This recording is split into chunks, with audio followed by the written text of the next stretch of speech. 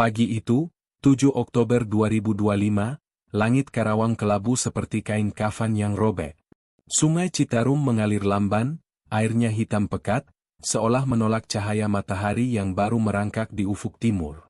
Di Dusun Munjul Kaler, Desa Curug, Kecamatan Klari, seorang petani tua bernama Pak Sarno berhenti di tepi sungai, sekopnya terlepas dari tangan gemetar.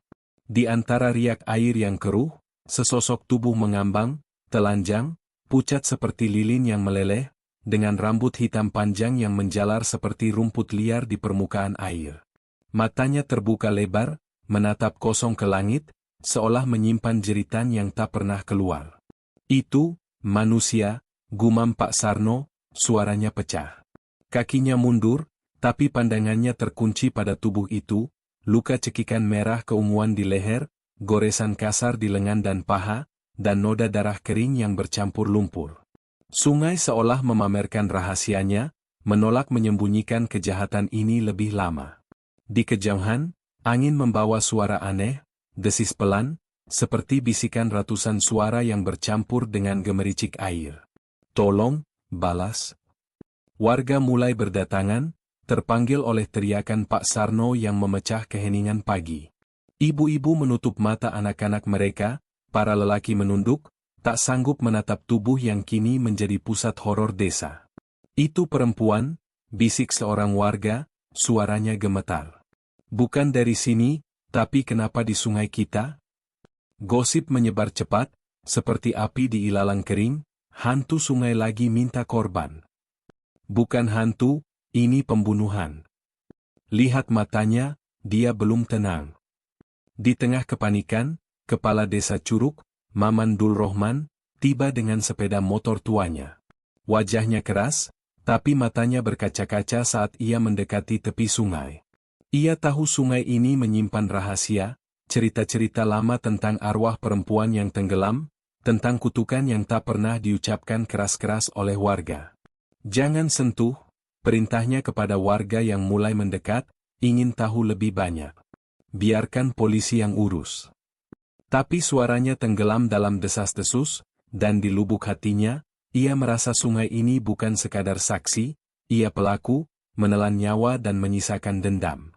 Polisi dari Polres Karawang tiba sejam kemudian, dipimpin oleh Kasat Reskrim M. Nazal Fawaz. Tim forensik mengenakan sarung tangan karet, mengangkut tubuh Dina dengan hati-hati ke daratan. Bau lumpur dan kematian menusuk hidung, tapi yang lebih mengerikan adalah luka-luka di tubuhnya.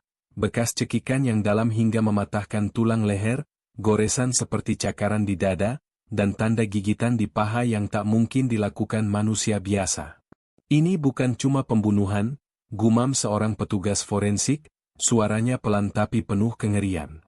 Ada sesuatu yang lain di sini. Ia menunjuk ke luka aneh di pergelangan tangan Dina, seperti gigitan ikan, tapi terlalu besar, terlalu rapi, seolah sungai sendiri telah menggigitnya. Malam itu, di Rumah Sakit Umum Daerah Karawang, Maman Dul Rohman kembali melihat jenazah untuk mengonfirmasi identitas. Di bawah lampu neon yang berkedip-kedip, wajah Dina Oktaviani terlihat lebih muda dari usianya, 21 tahun, hari ulang tahunnya yang terakhir. Maman menutup mata, mengingat laporan keluarga Dina yang panik sehari sebelumnya. Dia belum pulang dari kerja di rest area, dia baik-baik saja kemarin.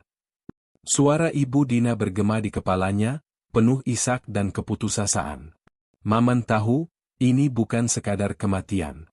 Ini awal dari sesuatu yang lebih gelap, yang akan mencengkeram Karawang seperti kabut yang tak pernah pergi. Saat truk ambulans membawa tubuh Dina pergi, seorang petugas rumah sakit bersumpah ia mendengar suara air mengalir di lorong kosong. Lampu di ruang jenazah berkedip, dan untuk sesaat, bayangan seorang wanita dengan rambut basah tampak berdiri di sudut ruangan, menatap dengan mata yang sama seperti Dina, kosong, tapi penuh amarah. Sungai Citarum, jauh di luar sana, terus mengalir, menyanyikan lagu kematian yang hanya bisa didengar oleh mereka yang telah melihat rahasianya. Dan di malam yang dingin itu, Karawang mulai merasakan dingin yang bukan dari udara, tapi dari arwah yang belum selesai menuntut balas. Di Dusun Kiara, Desa Talunjaya, Rumah sederhana berdinding bambu milik keluarga Dina Oktaviani berdiri di ujung gang sempit, dikelilingi sawah yang diam dalam kegelapan malam. Lampu bohlam 10 watt menggantung di ruang tamu, menerangi foto Dina yang tersenyum malu-malu dalam bingkai plastik murah, diambil saat ia lulus SMA 3 tahun lalu. Wajahnya di foto itu penuh harapan, mata coklatnya berbinar, rambut panjangnya diikat rapi, seragam putih abu-abu masih terlihat baru. Malam ini, 7 Oktober 2025, foto itu menjadi pusat tangisan keluarga yang patah hati. Siti, ibu Dina, duduk di tikar pandan, tangannya mencengkeram kain sarung yang sudah basah air mata. "Dina, anakku, kenapa kau tak pulang?" isaknya, suaranya serak, seperti pisau tumpul yang mencoba memotong kesedihan yang terlalu dalam. Di sampingnya, Budi, ayah Dina, menatap lantai, tangannya gemetar memegang rokok yang tak kunjung dinyalakan. Wajahnya yang keriput sebelum waktunya penuh penyesalan. Ia yang mendorong Dina bekerja di minimarket rest area kilometer 72 Atol Cipularang, berharap gaji bulanan itu bisa meringankan beban keluarga. "Kau bilang kerja malam itu aman, Bu," katanya pelan, suaranya penuh tuduhan pada diri sendiri. "Aku yang suruh dia ambil shift itu." Flashback ke 2 bulan lalu, Dina duduk di meja makan kecil di rumah ini, memakai seragam biru minimarket yang sedikit kekecilan. "Bu, Pak, aku mau bantu biaya sekolah adik," katanya, tersenyum sambil menunjukkan slip gaji pertamanya, 1,8 juta rupiah, jumlah yang bagi keluarga ini seperti harta karun. Siti ingat betul bagaimana ia memeluk Dina malam itu, bangga pada anak sulungnya yang rela berkeringat di rest area sepi demi keluarga. Tapi kini, kenangan itu terasa seperti pisau yang menusuk ulu hatinya. "Aku seharusnya larang dia, seharusnya aku tahu," gumam Siti, jari-jarinya mencakar-cakar tikar hingga seratnya robek. Di sudut ruangan, adik Dina, Rina, 15 tahun, meringkuk memeluk lutut. Matanya merah, tapi air matanya sudah kering. "Kak Dina janji beliin aku buku tulis baru buat ulang tahunnya kemarin," bisiknya pada diri sendiri, suaranya nyaris tak terdengar. Ulang tahun Dina yang ke-21, 7 Oktober, seharusnya jadi hari bahagia. Rina sudah menyiapkan hadiah kecil, gelang anyaman dari tali plastik yang ia buat sendiri. Tapi pagi itu, alih-alih merayakan, keluarga ini mendapat kabar dari polisi, tubuh Dina ditemukan mengambang di Sungai Citarum, telanjang, penuh luka, dan tak lagi bernyawa. Rina menatap gelang itu kini, tergeletak di lantai, dan rasanya seperti kehilangan separuh jiwanya. Malam sebelumnya, 6 Oktober, Siti sudah merasa gelisah. Dina biasanya mengirim pesan lewat ponsel bututnya setiap selesai shift malam, sekadar menulis, "Bu, aku udah di jalan pulang." Tapi malam itu, ponsel Siti sunyi. Ia berulang kali menelepon, tapi hanya nada sambung yang menjawab, dingin dan tak berperasaan. Budi sempat pergi ke rest area dengan sepeda motor pinjaman, tapi Herianto, kepala minimarket, hanya mengangkat bahu. "Dina pulang jam 10 malam, Pak.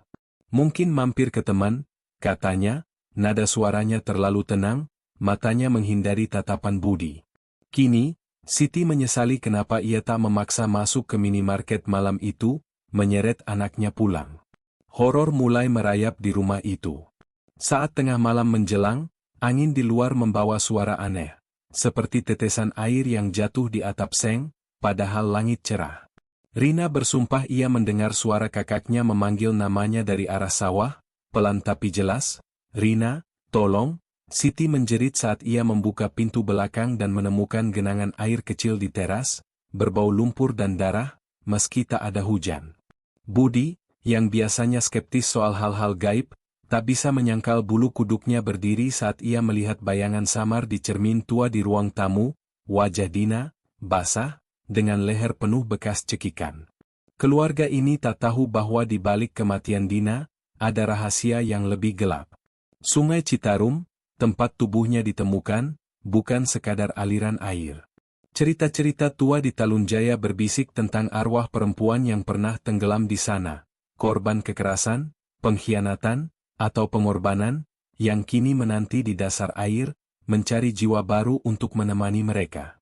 Malam itu, saat keluarga Dina berdoa di depan foto anak mereka, lilin di altar tiba-tiba padam, dan suara air mengalir terdengar dari dalam rumah, seolah sungai telah merangsek masuk, menagih janji yang tak pernah mereka buat. Siti memeluk Rina erat, tapi di hatinya ia tahu, kematian Dina bukan akhir, melainkan pintu menuju kegelapan yang akan menelan mereka semua.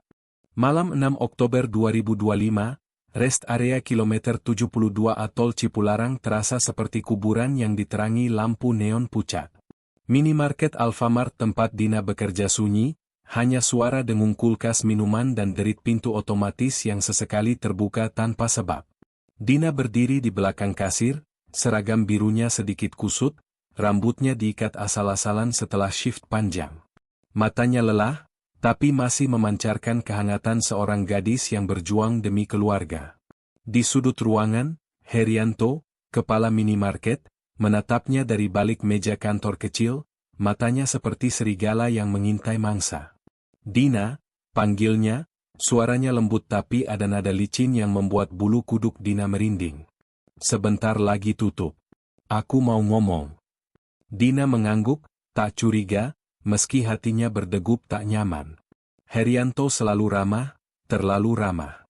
Sentuhan tangannya yang tak sengaja, saat mengambil nota, tatapan yang terlalu lama saat ia menghitung stok, dan candaan yang selalu sedikit melewati batas.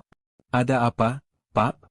Tanya Dina, suaranya sopan, tapi ada getar kecil di ujungnya. Ia ingin pulang, ingin mengirim pesan ke ibunya, ingin tidur di kasur sempitnya di Talun Jaya. Tapi Herianto tersenyum, giginya berkilat di bawah lampu neon. Aku mau kasih bonus, tapi kita ngobrol di rumahku aja, lebih enak. Dekat kok, di Babakan Cikau. Aku antar pulang sekalian. Nada Herianto terdengar seperti undangan, tapi ada sesuatu di baliknya, paksaan yang terselubung, seperti jaring laba-laba yang menunggu untuk menjerat. Dina ragu, jari-jarinya mencengkeram ujung seragamnya. Tapi, sudah malam, Pak. Besok saja, katanya, suaranya hampir memohon. Herianto melangkah mendekat, bau rokok dan keringatnya menyengat. Ayolah, Dina. Kau tahu aku orang baik. Cuma ngobrol. Aku juga butuh bantuanmu untuk urusan stok. Ia mengulurkan tangan, menyentuh bahu Dina, dan untuk sesaat, dunia terasa menyempit. Jantungan Dina berdegup kencang, tapi ia tak tahu cara menolak. Herianto adalah bosnya, orang yang menentukan gajinya, orang yang bisa membuatnya kehilangan pekerjaan yang keluarganya andalkan. Di dalam mobil Herianto, sebuah sedan tua yang berderit setiap kali melewati lubang di jalan desa, Dina duduk kaku, tangannya memeluk tas kecilnya seolah itu perisai. Jalan menuju Babakan Cikau gelap, hanya diterangi lampu depan mobil yang kadang berkedip. Kau tenang aja, kata Herianto, tangannya sesekali menyentuh lutut Dina, yang buru-buru ia tarik. Kita cuma ngobrol. Tapi suaranya berubah, ada nada lapar, nafsu yang tak lagi disembunyikan. Dina menatap keluar jendela, melihat bayangan pohon-pohon yang seperti tangan-tangan kurus mencakar langit.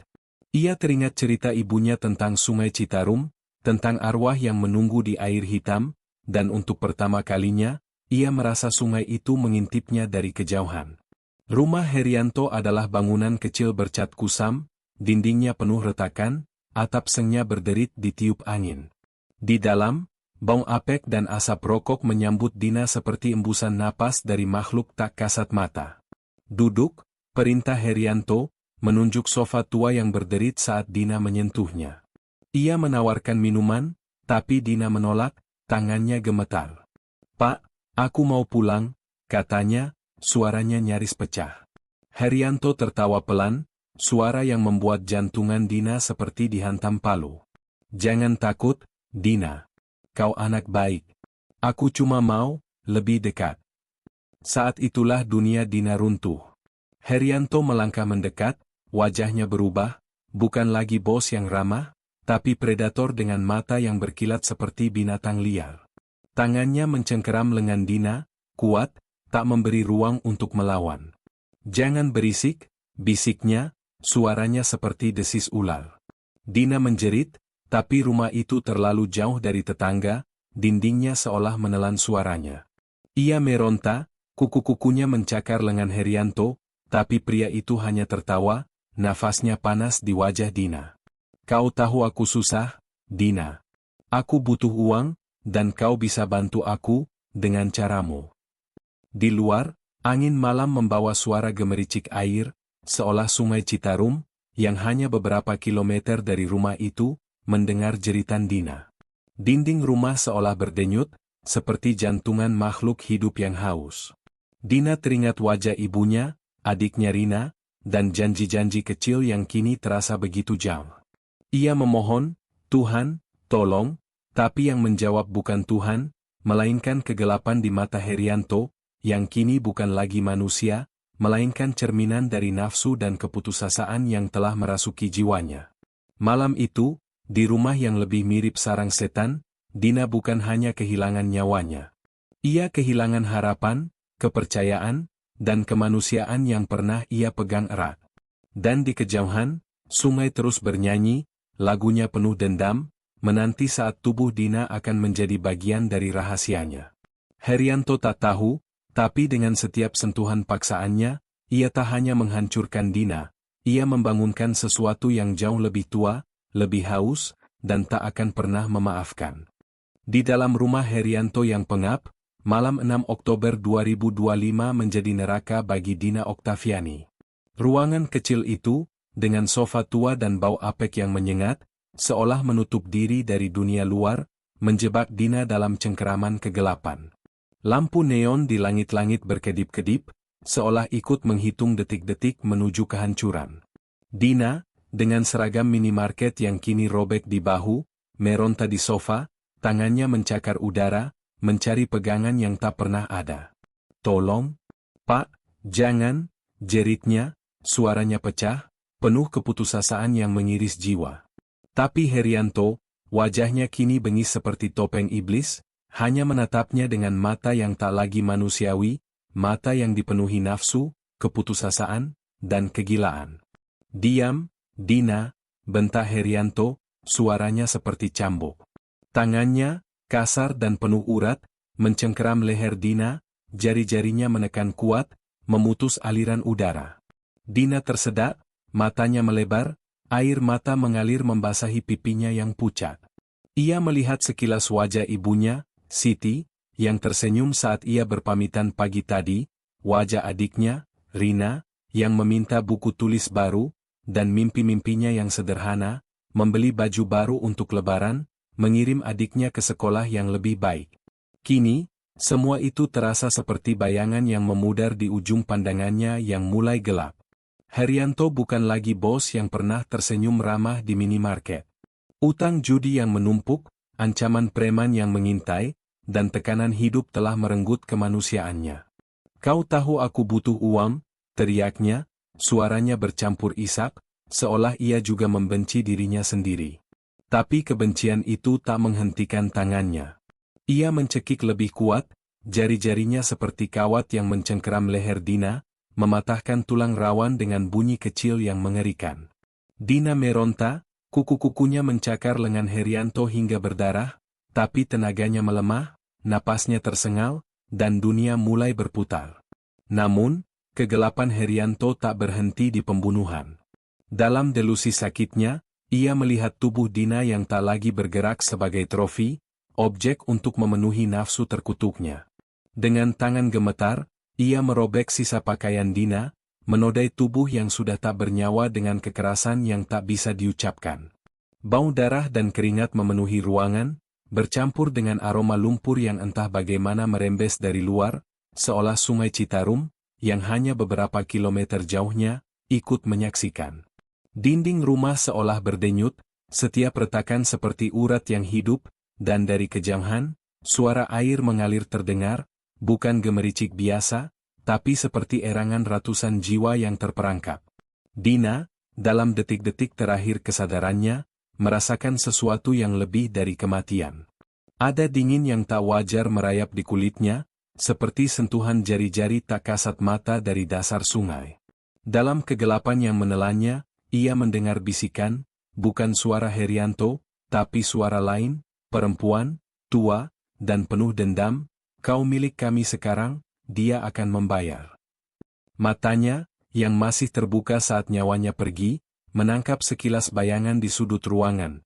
Sesosok wanita basah, rambutnya menjuntai seperti lumut, matanya kosong tapi penuh amarah. Sungai memanggil, dan Dina, meski tubuhnya tak lagi bernapas, merasa jiwanya ditarik ke dalam arus hitam yang tak pernah usai. Herianto, setelah nafsunya terpuaskan, terduduk di lantai, napasnya tersengal. Di hadapannya, tubuh Dina terbaring seperti boneka patah, lehernya memar keunguan, kulitnya penuh goresan dan luka. Tapi ada sesuatu yang membuatnya gemetar. Luka aneh di pergelangan tangan Dina, seperti bekas gigitan, muncul entah dari mana, berdarah perlahan seolah hidup. Herianto mengusap wajahnya, mencoba meyakinkan diri bahwa ini hanya mimpi buruk. Tapi suara air di luar semakin keras, seperti tawa yang mencemooh. Ia menoleh ke jendela, dan untuk sesaat, ia bersumpah melihat wajah Dina di kaca. Bukan wajah yang ia bunuh, tapi wajah yang menatapnya dengan kebencian abadi. Di dalam dirinya, Herianto tahu ia telah melintasi garis yang tak bisa ditarik kembali. Tapi keputusasaan dan ketakutan akan utangnya mendorongnya untuk melangkah lebih jauh. Ia bangkit, menyeret tubuh Dina ke mobil sewanya, tangannya gemetar saat ia membungkusnya dengan kain lusuh.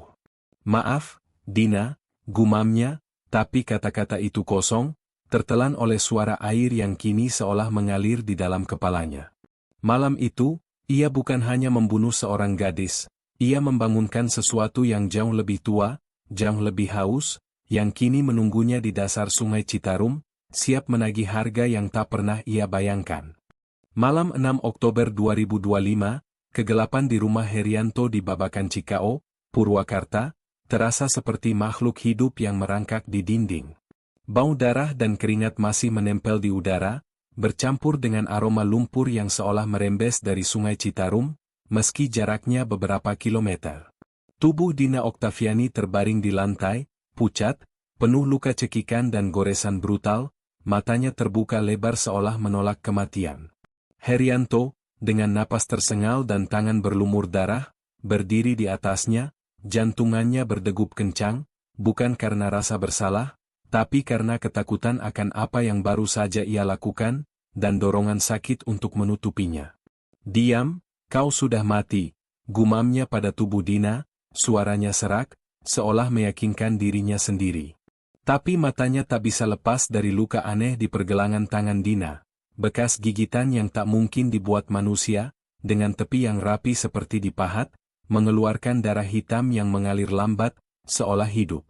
Herianto mengusap wajahnya, tangannya meninggalkan coretan darah di pipinya. "Uang, aku cuma butuh uang," bisiknya, membenarkan tindakannya yang tak termaafkan. Utang judi yang menumpuk, ancaman preman yang mengintai nyawanya, telah mengubahnya menjadi monster, tapi monster yang masih punya naluri untuk bertahan. Dengan gerakan kasar, ia menyeret tubuh Dina, meninggalkan jejak darah di lantai kayu yang sudah usang. Ia merobek tas kecil Dina, mengambil ponsel bututnya, gelang emas tipis yang diberikan ibunya, dan dompet kecil berisi beberapa lembar puluhan ribu. Matanya melirik ke arah sepeda motor Dina yang terparkir di halaman, sebuah Honda Beat tua, satu-satunya harta berharga milik gadis itu. "Ini akan lunasi sebagian," katanya pada diri sendiri, tapi suaranya gemetar, seolah ia tahu sesuatu sedang mengintainya dari kegelapan.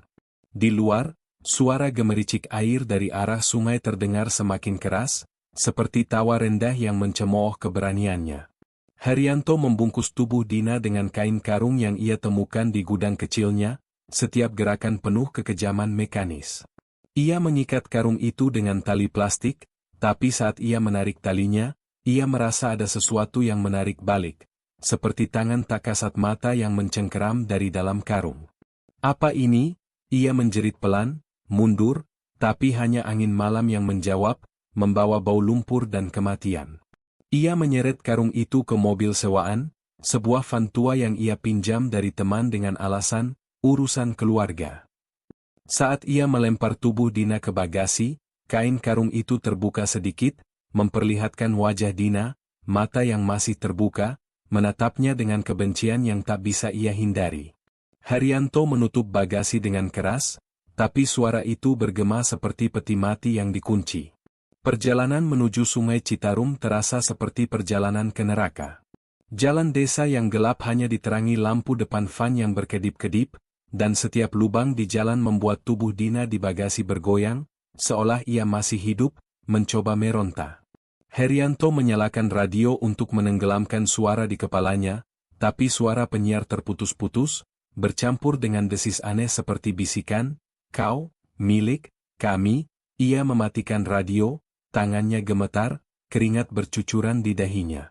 Di cermin samping, ia melihat sekilas bayangan, rambut basah menjuntai, wajah pucat dengan leher penuh bekas cekikan.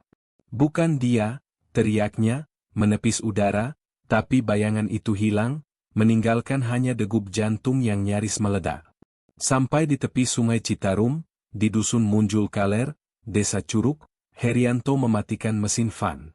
Air sungai hitam pekat, berkilau di bawah sinar bulan yang tipis, seperti mata raksasa yang mengintip. Ia menyeret karung berisi tubuh Dina ke tepi sungai, kakinya tenggelam dalam lumpur yang lengket, seolah sungai mencoba menahannya. Dengan tenaga terakhir, ia melempar karung itu ke air, dan suara, plong, yang dihasilkan terasa seperti jeritan terakhir Dina. Tapi saat karung itu tenggelam, air sungai berbuih, membentuk riak aneh yang seolah membentuk wajah Dina, wajah-wajah lain, perempuan-perempuan yang tak ia kenal, semua menatapnya dengan mata kosong penuh dendam. Herianto berlari kembali ke van, tangannya berlumur lumpur hitam yang berbau busuk, seperti darah yang membusuk. Saat ia menyalakan mesin, ia merasa sesuatu menyentuh lehernya, dingin, basah, seperti jari-jari air yang mencengkeram. Ia menoleh, tapi tak ada apa-apa, hanya bau lumpur yang semakin kuat. Di perjalanan pulang, ia tak bisa mengusir perasaan bahwa sesuatu ikut bersamanya di kursi belakang. Sesuatu yang bukan manusia, tapi lebih hidup dari dirinya sendiri. Sungai Citarum, kini menyimpan tubuh Dina, telah menelan lebih dari sekadar jasad, ia menelan jiwa, dan kini menuntut jiwa Herianto sebagai gantinya. Di rumahnya, saat ia mencuci tangan di wastafel, air yang mengalir berubah warna, merah, kental, seperti darah. Herianto menjerit, mundur, tapi cermin di depannya memperlihatkan bayangan yang bukan wajahnya, Dina, dengan leher patah, rambut basah menempel di wajah, dan suara yang berbisik, "Kau tak bisa lari." Malam itu, Herianto tak tidur. Ia duduk di sudut ruangan, memeluk lutut, mendengar suara air yang terus mengalir di kepalanya, tahu bahwa apa yang ia mulai di rumah ini tak akan pernah berakhir, tak sampai sungai puas dengan darahnya. Pagi 7 Oktober 2025, Dusun Munjul Kaler, Desa Curug, Kecamatan Klari, Karawang, terbangun dalam kepanikan yang mencekam. Sungai Citarum, yang biasanya hanya mengalir dalam diam, kini menjadi pusat horor yang mengguncang warga. Penemuan mayat Dina Oktaviani, telanjang, penuh luka, dan mengambang seperti boneka patah di air hitam, menyebar seperti api di ilalang kering. Warga berkumpul di tepi sungai, wajah mereka pucat, suara mereka bercampur antara bisikan takut dan teriakan histeris. "Itu pasti hantu sungai," seru seorang ibu, menutup mata anaknya. "Lihat lukanya, itu bukan manusia yang buat," gumam seorang kakek, tangannya gemetar memegang tongkat. Luka-luka di tubuh Dina bukan sekadar bekas kekerasan, mereka menceritakan kisah sadis yang tak bisa dilupkan. Lehernya memar keunguan, tulang rawan patah dengan bekas cekikan yang begitu dalam hingga kulitnya robek di beberapa tempat. Goresan di dada dan pahanya seperti cakaran binatang, tapi terlalu teratur, terlalu dalam, seolah dibuat dengan niat untuk menyakiti. Yang paling mengerikan adalah bekas gigitan di pergelangan tangan dan betisnya, lubang-lubang kecil, rapi seperti dipahat, mengeluarkan darah hitam yang tak wajar, seolah sungai sendiri telah menggigitnya. "Ini bukan cuma pembunuhan," bisik seorang warga, suaranya gemetar. "Sungai ini lapar." Tim polisi dari Polres Karawang tiba di lokasi, dipimpin oleh Kasat Reskrim Ajun Komisaris M. Nazal Fawwas. Mobil patroli mereka berhenti di tepi jalan berlumpur, dan petugas forensik langsung bekerja dengan wajah tegang. Saat mereka mengangkat tubuh Dina dari air, lumpur hitam menempel di kulitnya seperti tangan yang enggan melepaskan. "Hati-hati," perintah Nazal, suaranya tegas tapi matanya tak bisa menyembunyikan kengerian. Saat kain putih menutupi tubuh Dina, seorang petugas forensik menunjuk ke luka gigitan itu. "Ini tidak normal. Gigi manusia tidak bisa bikin pola seperti ini," katanya, suaranya nyaris tak terdengar. "Dan lihat airnya, kenapa warnanya begitu hitam?" Di antara warga, gosip supernatural menyebar cepat. Cerita-cerita lama tentang Sungai Citarum bangkit kembali, tentang perempuan-perempuan yang tenggelam di sana, korban kekerasan atau pengorbanan kuno, yang kini menjadi arwah haus darah. "Aku dengar suara malam tadi," kata seorang pemuda, matanya liar. Seperti perempuan menangis di sungai, tapi bukan tangis biasa, seperti dia memanggil seseorang. Warga lain mengangguk, mengaku melihat bayangan wanita basah di tepi sungai saat malam, rambutnya menjuntai seperti lumut, matanya kosong tapi penuh amarah. Kepala desa Curug, Maman Dul Rohman, berdiri di antara kerumunan, wajahnya keras tapi matanya merah. Ia tahu sungai ini bukan tempat biasa. Cerita nenek moyangnya berulang di kepalanya, Citarum tak pernah lupa. Ia simpan setiap tetes darah, setiap jeritan. Ia mencoba menenangkan warga, tapi suaranya tenggelam dalam desas-desus. Saat polisi membawa tubuh Dina ke ambulans, seorang anak kecil menjerit, menunjuk ke air. "Itu dia lagi," teriaknya, menunjuk riak di sungai yang membentuk wajah samar, wajah Dina, dengan mata terbuka lebar. Warga mundur, beberapa berdoa, beberapa lari. Nazal menoleh ke sungai, dan untuk sesaat, ia bersumpah melihat air itu bergerak melawan arus, seperti tangan yang mencoba meraih. Di Rumah Sakit Umum Daerah Karawang, malam itu, autopsi awal mengungkap detail yang lebih mengerikan. Selain bekas cekikan dan pemerkosaan brutal, dokter forensik menemukan serpihan kulit aneh di bawah kuku Dina. Bukan kulit manusia, tapi seperti sisik, keras dan berbau busuk. "Ini, seperti dari ikan, tapi terlalu besar," kata dokter, wajahnya pucat. "Dan luka gigitan ini, tidak ada hewan di Citarum yang bisa membuatnya." Ia menunjuk ke luka di betis Dina, di mana dagingnya robek dalam pola melingkar, seperti mulut makhluk raksasa telah mencabiknya. Di ruang autopsi, lampu neon berkedip, dan suara air mengalir terdengar dari wastafel yang kosong, membuat petugas berlarian keluar. Sementara itu, di Dusun Kiara, keluarga Dina menerima kabar penemuan tubuh anak mereka. Siti, ibunya, pingsan di lantai, wajahnya basah air mata. Budi, ayahnya, memukuli dinding hingga tangannya berdarah, berteriak, "Siapa yang berani sentuh anakku?" Rina, adiknya, hanya bisa meringkuk di sudut, memeluk gelang anyaman yang tak sempat ia berikan. Tapi di tengah tangisan mereka, sesuatu terjadi. Lilin di altar kecil di depan foto Dina tiba-tiba menyala sendiri, nyalanya biru pucat, dan suara tetesan air terdengar dari dapur. Rina menoleh, dan di cermin tua di ruang tamu, ia melihat bayangan kakaknya, basah, lehernya penuh bekas cekikan, dan mulutnya bergerak tanpa suara. Dia akan membayar. Malam itu, Karawang tak tidur. Sungai Citarum terus mengalir, airnya semakin hitam, seperti tinta yang menyimpan rahasia kematian. Di tepi sungai, seorang warga tua bersumpah melihat air itu berbuih, membentuk tangan-tangan kecil yang merangkak ke daratan, mencari sesuatu, atau seseorang. Kegaduhan penemuan mayat bukanlah akhir, melainkan awal dari gelombang horor yang akan menelan siapa saja yang terhubung dengan dosa Herianto.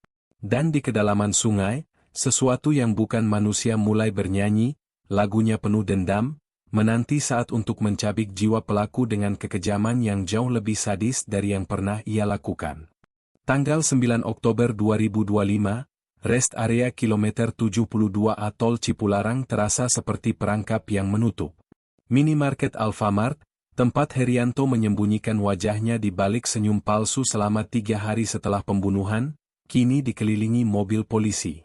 Tim taktis Sanggabuana Polres Karawang, dipimpin oleh Kasat Reskrim Ajun Komisaris M. Nazal Fawaz bersama Resmob Polda Jabar, bergerak cepat. Pagi itu, di bawah langit Karawang yang kelabu, Herianto ditangkap di kantor kecilnya, tangannya diborgol di depan karyawan lain yang menatap dengan campuran kaget dan jijik. "Herianto, kau ditahan atas tuduhan pembunuhan dan pemerkosaan Dina Oktaviani," kata Nazal, suaranya dingin seperti baja, tapi matanya penuh amarah terkendali. Herianto tak melawan. Wajahnya pucat, matanya cekung, seolah 3 malam terakhir telah mengisap nyawanya. Di tangannya, luka aneh, goresan merah seperti cakar, muncul entah dari mana, berdarah perlahan meski ia bersumpah tak terluka. Saat borgol mengunci pergelangan tangannya, ia menoleh ke arah jendela minimarket, dan untuk sesaat, ia bersumpah melihat bayangan Dina di kaca, rambut basah menempel di wajah, lehernya penuh bekas cekikan, dan bibirnya bergerak membentuk kata, "Kau, milikku." Ia menggeleng, mencoba mengusir gambar itu, tapi suara air mengalir terdengar di kepalanya, meski tak ada keran di dekatnya. Di ruang interogasi Polres Karawang, Herianto duduk di kursi besi yang dingin, tangannya gemetar di atas meja. Lampu neon di atasnya berkedip, menciptakan bayangan yang seolah menari-nari di dinding. Nazal dan 2 penyidik lainnya menatapnya, wajah mereka keras, tapi ada kengerian tersembunyi di mata mereka, seolah mereka tahu ada sesuatu yang tak wajar dalam kasus ini. "Ceritakan, Herianto. Kenapa kau lakukan itu pada Dina?"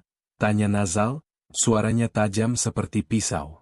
Herianto menunduk, keringat menetes dari dahinya, bercampur dengan darah dari luka misterius di tangannya. Aku terdesak," katanya akhirnya, suaranya serak, seperti orang yang telah kehilangan jiwa. "Utang judi, mereka ancam bunuh aku kalau tak bayar. Aku butuh uang, barang Dina, motornya, perhiasannya." Tapi pengakuannya tak berhenti di situ. Dengan suara yang semakin lelet, seolah dipaksa oleh kekuatan tak terlihat, ia menceritakan malam itu, bagaimana ia memikat Dina ke rumahnya dengan janji bonus, bagaimana ia mencekiknya hingga lehernya patah, bagaimana ia menodai tubuhnya yang tak lagi bernyawa, dan bagaimana ia membuangnya ke Sungai Citarum. "Aku tak mau membunuh," katanya, air mata mengalir, tapi tak ada simpati di ruangan itu. Tapi, sungai itu, seperti memanggil.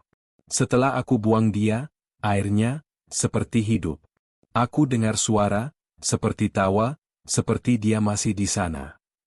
Penyidik saling pandang, bulu kuduk mereka berdiri. Herianto melanjutkan, suaranya kini bergetar hebat. "Setiap malam sejak itu, aku mimpi dia. Dina. Dia berdiri di depanku, basah, air menetes dari rambutnya. Lehernya patah, tapi dia bicara, bilang aku akan ikut dia ke sungai. Ia mengusap wajahnya, dan saat tangannya turun, darah dari luka di tangannya membentuk pola aneh di meja, like jejak tangan kecil, seperti sidik jari air." Salah satu penyidik mundur selangkah, wajahnya pucat. "Luka itu, dari mana?" tanya Nazal, menunjuk goresan di tangan Herianto. "Aku tak tahu," teriak Herianto, panik. "Ini muncul setelah aku buang dia. Sungai itu lakukan ini." Polisi menyita barang bukti dari rumah Herianto, sepeda motor Dina, ponselnya yang layarnya retak, gelang emas tipis, dan van sewaan yang masih berbau lumpur dan darah. Tapi ada sesuatu yang tak bisa mereka jelaskan, di bagasi van, mereka menemukan genangan air hitam, meski tak ada hujan selama 3 hari. Saat petugas forensik memeriksanya, air itu berbau busuk, seperti daging yang membusuk, dan di permukaannya, mereka melihat bayangan samar, wajah perempuan, bukan hanya Dina, tapi banyak wajah, semua dengan mata kosong dan penuh dendam. Malam itu, di sel tahanan Polres Karawang, Herianto tak bisa tidur. Dinding sel terasa lembab, meski bangunannya baru direnovasi. Suara tetesan air terdengar dari sudut ruangan, tapi tak ada kebocoran. Ia meringkuk di lantai, memeluk lutut, mencoba menutup telinga dari suara yang kini jelas, suara Dina, berbisik, "Kau tak bisa lari, sungai menunggumu. Saat ia menoleh, ia melihat genangan air kecil di lantai sel, mengalir membentuk kata, pembalasan. Herianto menjerit, tapi jeritannya tenggelam dalam suara air yang kini mengalir di dalam kepalanya, seperti arus Citarum yang tak pernah berhenti. Di luar, Kasih Humas Polres Karawang, Ibda Cepwildan, memberikan pernyataan resmi kepada wartawan. Pelaku mengaku karena motif finansial.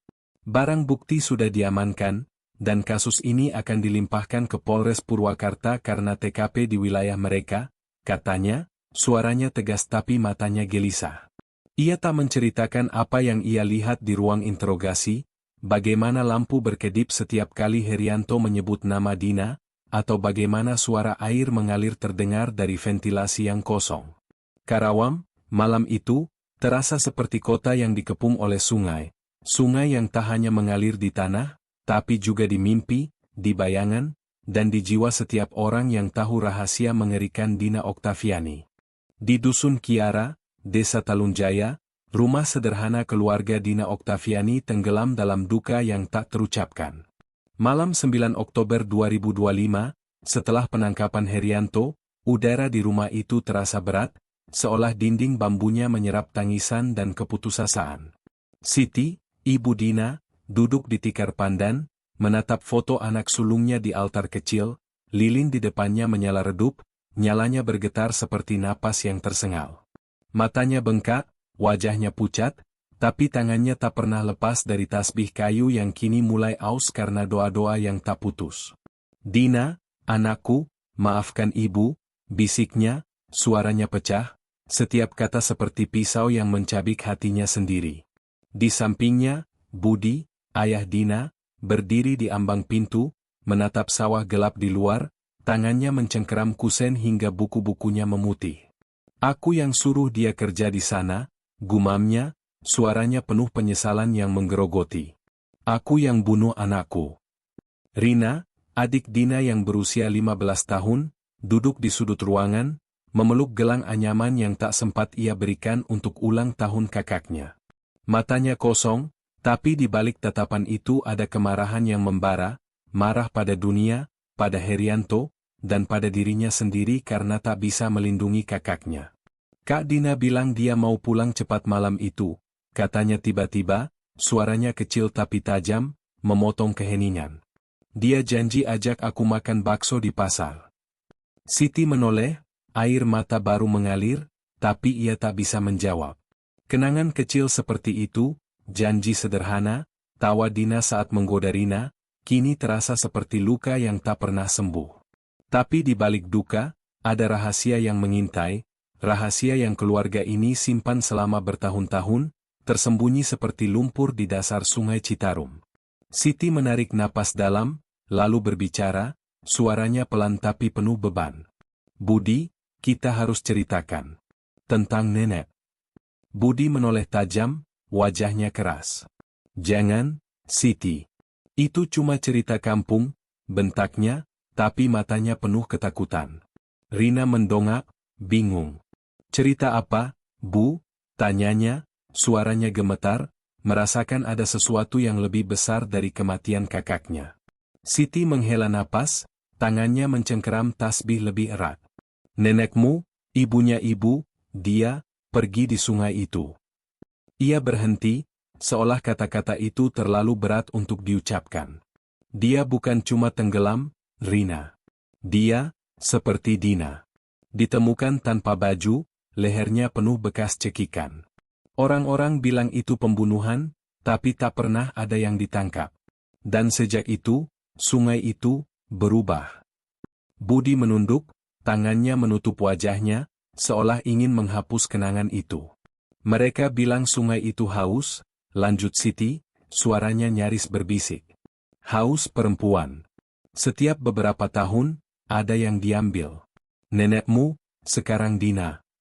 Rina menjerit pelan, tangannya menutup mulut. Jadi, Kak Dina diambil sungai? Tanyanya, matanya penuh horor. Siti menggeleng, tapi air matanya jatuh. Bukan sungai, Nak. Manusia. Tapi sungai, sungai simpan mereka. Simpan amarah mereka. Ia menceritakan legenda yang hanya dibisikkan di desa. Sungai Citarum bukan sekadar air, tapi rumah bagi arwah perempuan yang mati dengan dendam, korban kekerasan, pengkhianatan, atau pengorbanan kuno. Mereka tak pergi, mereka menunggu, dan setiap kematian baru seperti Dina membangunkan mereka, membuat sungai semakin gelap, semakin haus. Malam itu, horor merayap ke dalam rumah. Saat keluarga berdoa di depan altar Dina, lilin tiba-tiba padam, meski tak ada angin. Suara tetesan air terdengar dari dapur, keras, seperti hujan di dalam ruangan. Rina berlari untuk memeriksa, tapi yang ia temukan adalah genangan air hitam di lantai, berbau lumpur dan darah, membentuk pola seperti jejak kaki kecil yang menuju ke kamar Dina. "Bu, Pak," teriaknya, suaranya penuh kengerian. Siti dan Budi berlari, tapi saat mereka sampai, genangan itu hilang, seolah diserap oleh lantai. Tapi di cermin kamar Dina, mereka melihat bayangan, bukan hanya Dina, tapi perempuan lain, wajahnya pucat, rambut basah, lehernya penuh bekas cekikan. "Mereka datang untuknya," bisik Siti, tubuhnya gemetar. "Untuk Herianto." Di luar, angin malam membawa suara gemericik air, tapi bukan dari sawah atau selokan, suara itu seperti nyanyian, rendah dan penuh dendam, seolah sungai memanggil nama Herianto. Budi melangkah ke teras, tangannya memegang parang tua, tapi ia tahu senjata itu tak berguna melawan apa yang kini terbangun. "Kita harus ke polisi," katanya, suaranya tegas tapi penuh ketakutan. "Tapi, apa yang kita ceritakan? Bahwa sungai hidup? Bahwa Dina tak sendiri?" Siti hanya memeluk Rina, matanya menatap foto Dina, dan di dalam hatinya, ia tahu, rahasia keluarga mereka, rahasia sungai, kini telah bangkit, dan tak ada yang bisa menghentikan arwah-arwah itu mencari keadilan dengan cara mereka sendiri, cara yang jauh lebih mengerikan dari hukuman manusia. Malam 10 Oktober 2025, Karawang terasa seperti kota yang terperangkap dalam pelukan sungai Citarum. Langit hitam pekat tanpa bintang, hanya kabut tipis yang merayap dari tepi sungai, membawa bau lumpur dan kematian. Di Dusun Kiara, Desa Talunjaya, keluarga Dina Oktaviani tak bisa tidur. Suara tetesan air terus menggema di rumah mereka, meski semua keran tertutup rapat. Di altar kecil, foto Dina seolah menatap mereka, matanya dalam bingkai itu terasa hidup, penuh amarah yang tak terucapkan. Siti, ibunya, memeluk Rina erat, sementara Budi berdiri di teras, memegang parang tua, menatap kegelapan sawah yang seolah menyimpan sesuatu yang bergerak di balik ilalang. Di Polres Karawang, Herianto meringkuk di sel tahanan, wajahnya pucat seperti mayat. Luka-luka aneh di tangan dan lengannya kini membengkak, mengeluarkan cairan hitam yang berbau busuk, seperti air sungai yang membusuk.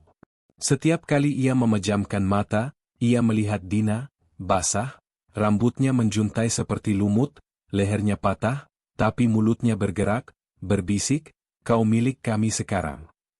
Tapi malam ini, bukan hanya Dina yang muncul.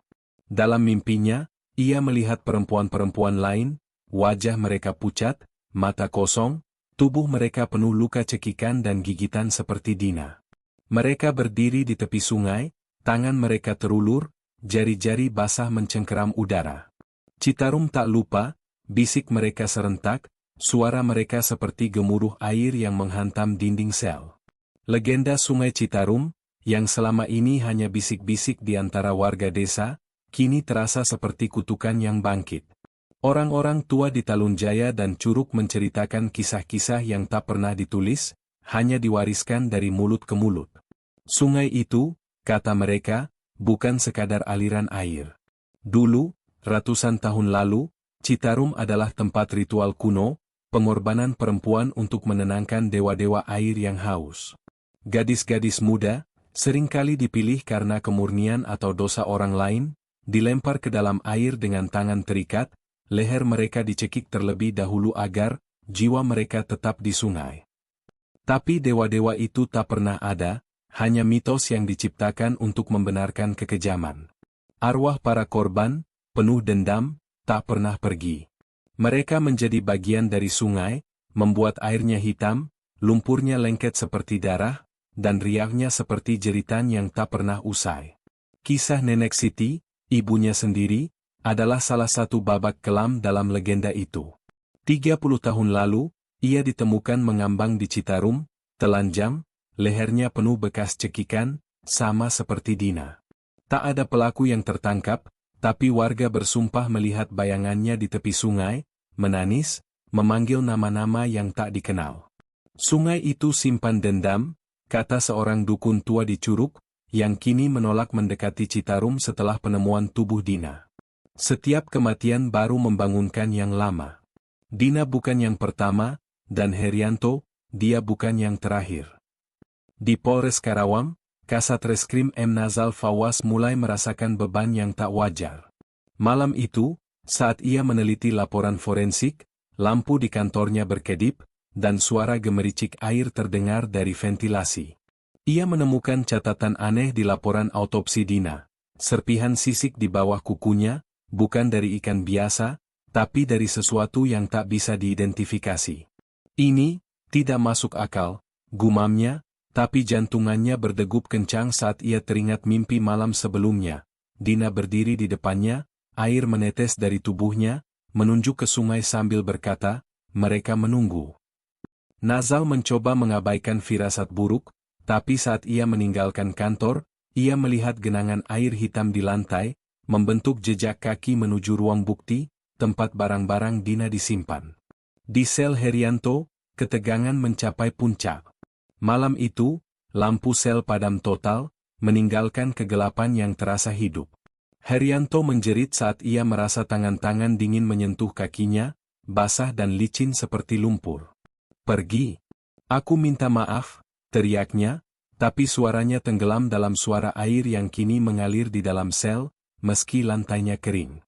Di dinding, ia melihat bayangan, bukan hanya Dina, tapi puluhan perempuan, rambut mereka menjuntai, mata mereka kosong, dan mulut mereka bergerak serentak, "Kau membangunkan kami." Luka di tangan Herianto membuka lebih lebar, darahnya bercampur cairan hitam yang berbau seperti sungai, dan ia merasa sesuatu merayap di dalam kulitnya, seperti cacing yang hidup.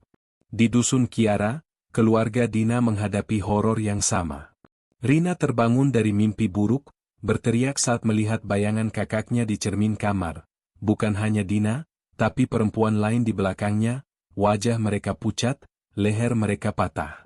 Mereka datang untuknya, "Bu," jerit Rina, memeluk Siti. Tapi Siti hanya bisa menatap altar, tempat lilin kini menyala biru pucat, dan foto Dina seolah bergerak, matanya mengikuti mereka. Di luar, sawah yang biasanya sunyi kini dipenuhi suara air, seolah Citarum telah merangsek ke daratan, membawa arwah-arwah yang tak pernah istirahat. Legenda sungai itu bukan lagi cerita, ia nyata, hidup dalam setiap tetes air hitam, setiap riak yang membentuk wajah-wajah penuh dendam. Di Karawang, malam itu, tak ada yang merasa aman.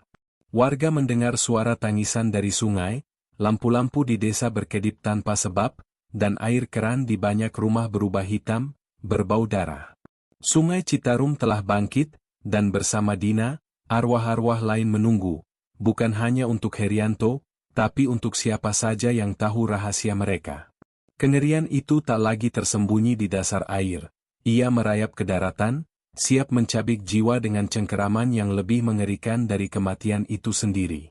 Tanggal 11 Oktober 2025, ruang sidang Polres Purwakarta terasa seperti makam yang menyamar sebagai tempat keadilan. Kasus Herianto, pelaku pembunuhan dan pemerkosaan Dina Oktaviani, telah dilimpahkan dari Polres Karawang karena tempat kejadian perkara berada di wilayah hukum Purwakarta. Udara di ruang sidang pengap, meski jendela terbuka lebar, dan lampu neon di langit-langit berkedip tanpa alasan, menciptakan bayangan yang seolah bergerak sendiri di dinding. Herianto duduk di kursi terdakwa, wajahnya hancur, kulitnya pucat seperti kertas basah, matanya cekung, dan luka-luka aneh di tangan serta lehernya kini mengeluarkan cairan hitam yang berbau seperti lumpur sungai Citarum. Borgol di pergelangannya terasa sia-sia. Sesuatu yang jauh lebih kuat daripada besi telah mencengkeram jiwanya.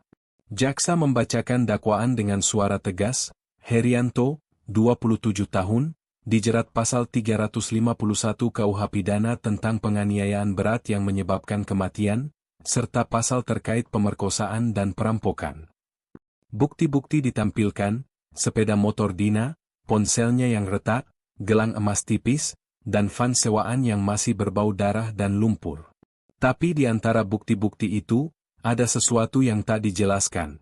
Kain karung yang digunakan untuk membungkus tubuh Dina, kini penuh noda hitam yang membentuk pola seperti sidik jari air, seolah sungai telah meninggalkan tanda. Penyidik yang hadir, termasuk Kasat Reskrim M. Nazal Fawwas, duduk di barisan belakang, wajah mereka tegang. Mereka tahu, dari laporan forensik, bahwa ada serpihan sisik aneh di bawah kuku Dina, bukan dari makhluk yang dikenal sains, dan luka gigitan di tubuhnya yang tak bisa dijelaskan. Herianto, saat diberi kesempatan berbicara, berdiri dengan tubuh gemetar. Saya terdesak, katanya, suaranya serak, nyaris tak terdengar. Utang judi, mereka ancam bunuh saya. Saya cuma mau barangnya Dina, saya tak mau dia mati. Tapi kata-katanya terputus oleh suara aneh, gemericik air, keras, seperti keran yang bocor, meski tak ada air di ruang sidang.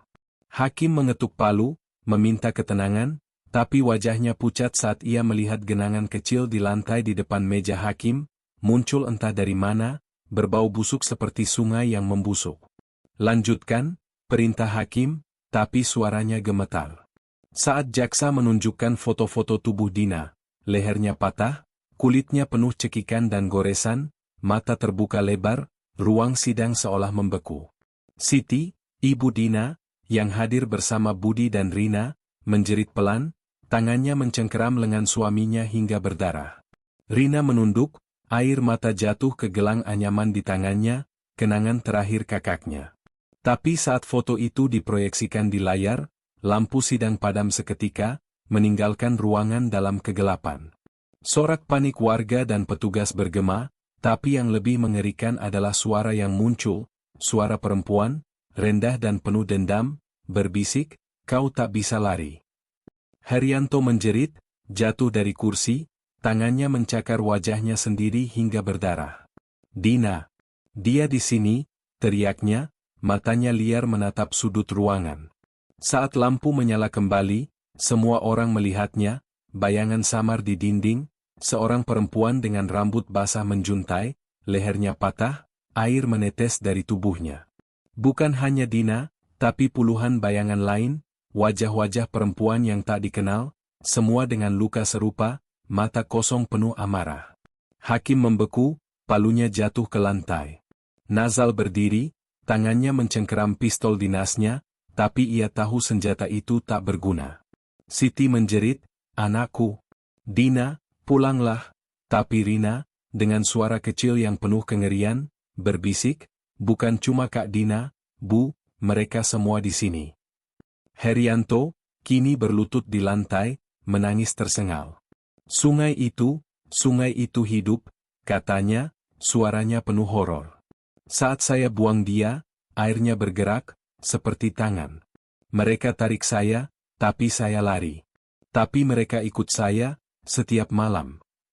Luka di lehernya membuka lebih lebar, darah bercampur cairan hitam mengalir ke lantai, membentuk pola seperti riak air. Petugas sidang mencoba menenangkannya, tapi tangan mereka gemetar saat menyentuh Herianto. Kulitnya dingin seperti mayat, dan luka-lukanya seolah bergerak, seperti mulut kecil yang menggigit. Sidang ditunda, tapi ketegangan tak berakhir.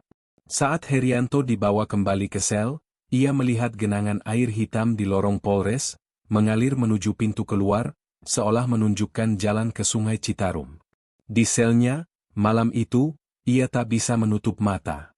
Dinding sel terasa lembab, dan suara air kini seperti paduan suara, puluhan perempuan, bernyanyi dalam bahasa yang tak ia mengerti, tapi penuh dendam.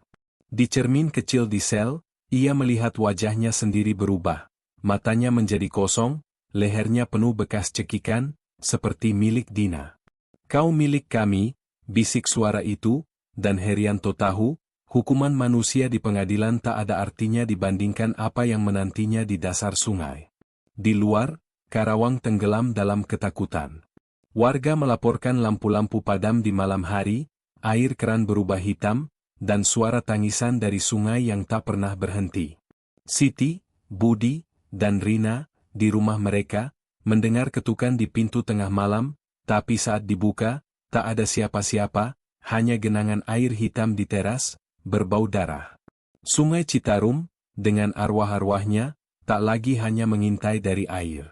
Mereka ada di mana-mana, di bayangan, di cermin, di mimpi, dan pengadilan ini hanyalah awal dari pembalasan yang jauh lebih mengerikan, yang akan mencabik Herianto dan siapa saja yang menyimpan rahasia kematian Dina. Malam 12 Oktober 2025, Karawang tenggelam dalam kegelapan yang lebih dari sekadar malam. Langit di atas sungai Citarum seolah menolak cahaya bulan, hanya kabut tebal yang menggantung, membawa bau lumpur dan darah yang tak bisa dijelaskan. Herianto, kini tahanan di Polres Purwakarta, duduk di selnya, tubuhnya gemetar seperti daun kering. Hukuman manusia telah dijatuhkan. Pasal 351 KUH Pidana menjeratnya atas penganiayaan berat yang menyebabkan kematian Dina Oktaviani, ditambah tuduhan pemerkosaan dan perampokan. Tapi hukuman itu tak berarti apa-apa dibandingkan kegelapan yang kini mengejarnya. Luka-luka di tangan dan lehernya tak kunjung sembuh, mengeluarkan cairan hitam yang berbau seperti dasar sungai, dan setiap malam, ia mendengar suara air mengalir di dalam sel, meski lantainya kering. Di sel yang dingin, Herianto tak lagi manusia. Matanya cekung, kulitnya pucat seperti mayat, dan luka di lehernya kini membentuk pola seperti cekikan, seolah tangan tak kasat mata terus mencekiknya. Malam itu, lampu sel padam, dan kegelapan menyelimuti seperti air hitam. Ia mendengar suara, bukan satu, tapi puluhan perempuan, bernyanyi dalam nada rendah yang penuh dendam, "Kau milik kami. Citarum tak lupa." Herianto menjerit, mencakar dinding hingga kukunya patah, tapi suara itu semakin keras, diiringi gemericik air yang kini terasa mengalir di bawah kakinya. Di cermin kecil sel, ia melihat bayangan, Dina, dengan rambut basah menjuntai, leher patah, dan di belakangnya, wajah-wajah lain, perempuan-perempuan dari masa lalu, mata mereka kosong tapi penuh amarah. "Aku minta maaf," teriaknya, tapi suaranya tenggelam dalam suara air yang kini seperti banjir di kepalanya. Tiba-tiba, pintu sel berderi terbuka, meski tak ada petugas yang datang. Herianto mundur ke sudut, tapi ia merasa tangan-tangan dingin, basah, dan licin mencengkeram kakinya. Ia menjerit saat tubuhnya terseret, bukan oleh manusia, tapi oleh kekuatan yang tak terlihat, menuju pintu. Lorong Polres kosong, tapi penuh genangan air hitam yang berbau darah, mengalir menuju pintu keluar. Herianto mencoba melawan, tapi tangan-tangan itu, jari-jari air yang seperti cakar, mencengkeram lebih kuat, meninggalkan luka gigitan di kakinya, sama seperti yang ada di tubuh Dina. Di ujung lorong, ia melihat sungai Citarum. Entah bagaimana, sungai itu ada di sana, di depan pintu Polres, airnya berbuih, membentuk wajah Dina dan arwah-arwah lain. "Kau datang sendiri," bisik mereka, dan Herianto merasa tubuhnya ditarik ke dalam air, meski kakinya masih di daratan. Di Dusun Kiara, keluarga Dina menghadapi kengerian yang sama. Siti, Budi, dan Rina duduk di depan altar kecil, berdoa untuk jiwa Dina, tapi lilin di altar menyala biru pucat, dan foto Dina seolah bergerak, matanya mengikuti mereka. Suara tetesan air menggema dari setiap sudut rumah, meski tak ada hujan. Rina, dengan tangan gemetar, memegang gelang anyaman yang tak sempat ia berikan. "Kak Dina, dia nggak sendiri, Bu," bisiknya, matanya penuh horor. Siti menoleh, dan di cermin tua di ruang tamu, ia melihat bukan hanya Dina, tapi puluhan perempuan lain, wajah mereka pucat, leher patah, rambut basah menempel di kulit seperti lumut. "Mereka datang untuknya," kata Siti, suaranya pecah. "Untuk Herianto." Tiba-tiba, rumah mereka bergetar, seperti dilanda gempa kecil. Genangan air hitam muncul di lantai, mengalir dari dapur menuju pintu depan, membentuk jejak kaki kecil yang berbau busuk. Budi membuka pintu, parang di tangan, tapi yang ia temukan adalah kabut tebal yang seolah hidup, membawa suara tangisan perempuan dari arah sungai. Sungai itu, dia memanggil, katanya, wajahnya pucat. Di kejauhan, mereka mendengar jeritan Herianto, meski ia berada di Purwakarta, puluhan kilometer dari sana. Suara itu bukan manusiawi, melainkan seperti binatang yang dicabik hidup-hidup. Keesokan paginya, petugas Polres Purwakarta menemukan sel Herianto kosong. Borgolnya tergeletak di lantai, penuh noda hitam seperti lumpur. Genangan air hitam memenuhi sel, berbau darah dan daging busuk, dan di dinding, tertulis kata-kata dalam darah, Citarum telah mengambilnya. Pencarian dilakukan di tepi sungai, tapi tak ada jejak Herianto, hanya sepatunya, ditemukan mengambang di air hitam, bersama luka gigitan aneh yang sama seperti di tubuh Dina. Warga bersumpah melihat air sungai berbuih malam itu, membentuk tangan-tangan yang menarik sesuatu ke dasar, diiringi suara tawa rendah yang bukan dari dunia ini. Di Talunjaya, keluarga Dina tak lagi mendengar suara air di rumah mereka. Tapi ketenangan itu palsu. Siti menemukan gelang anyaman Rina di tepi sawah, penuh noda lumpur, seolah Dina telah mengambilnya sebagai perpisahan. Rina tak pernah berhenti bermimpi tentang kakaknya, tapi kini Dina tak sendirian, ia bersama arwah-arwah lain, menatap dari air, menunggu. Budi, yang kini jarang bicara, bersumpah melihat sungai mengalir melawan arus di malam hari, seperti mencari korban berikutnya. Karawang berubah selamanya. Sungai Citarum tak lagi hanya sungai, ia adalah makam hidup, rumah bagi arwah yang tak pernah istirahat. Warga menghindari tepiannya, tapi suara air terus terdengar di malam-malam sepi, berbisik tentang dendam yang tak pernah selesai. Dan di suatu malam, saat hujan turun, seorang anak kecil di Curug melihat bayangan di genangan air, wajah Dina, wajah Nenek Siti, dan wajah-wajah lain, semua tersenyum, seolah berkata, kami menunggu yang berikutnya. Sungai itu hidup, dan Karawang tahu, pembalasan itu tak pernah berakhir, hanya menanti waktu, menanti darah baru untuk menutup lingkaran kegelapan yang tak pernah putus.